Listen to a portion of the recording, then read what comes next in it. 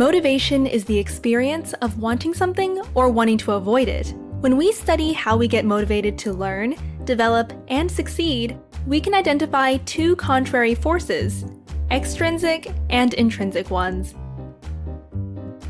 On the one hand, we want to belong, desire to be loved, and seek to get the attention we think we deserve.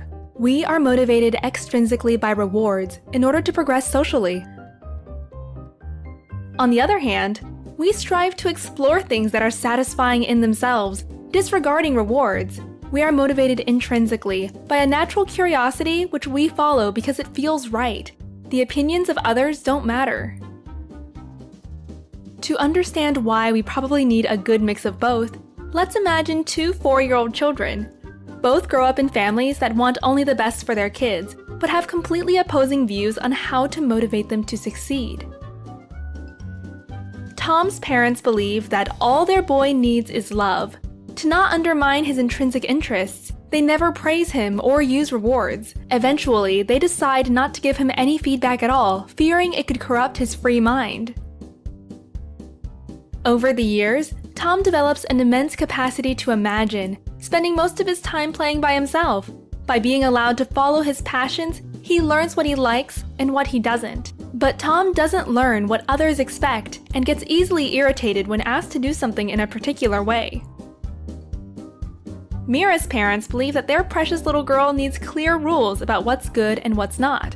They see it as their duty to help Mira learn by providing precise and actionable feedback on all aspects of her young life. Mira spends her days in preschool, music, and ballet lessons. Over the years, she gets exceptionally good at the things that please the adults around her. However, since there is neither time to play nor to relax, she doesn't discover her own interests. Being alone bores her. At 14, Tom is independent and begins writing science fiction. He realizes that he isn't quite like his friends and spends most of his time at the library. When he shares his writing, others can't quite relate. At the same age, Mira is at the top of her class and has plenty of friends and admirers. She knows what is expected of her and makes sure to meet those expectations. Sometimes the pressure becomes unbearable, although that's her secret. By the day he turns 21, Tom has a unique perspective of the world. He is intelligent, but doesn't like to work for money and hence is always broke. He hates the idea of conforming to conventional norms and is annoyed if someone interferes with his creative expression.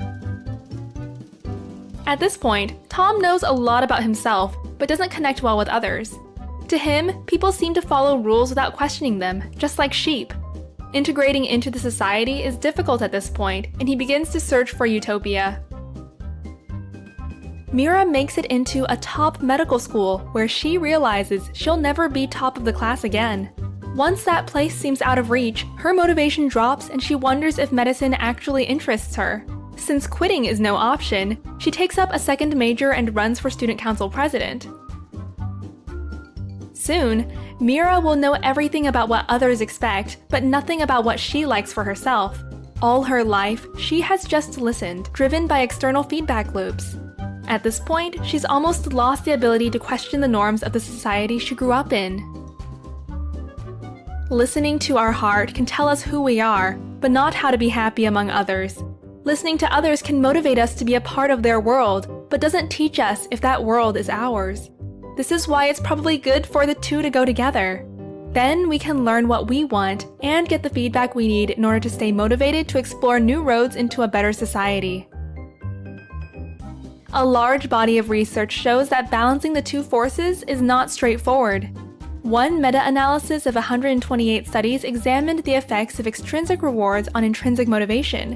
While most rewards significantly undermined our intrinsic interest, positive feedback, which is an extrinsic motivator, inspires us to keep going. Put simply, honest words of encouragement get us going, while money or gifts undermine our inner drive. What about you? Do you listen to your heart or to the voices of society?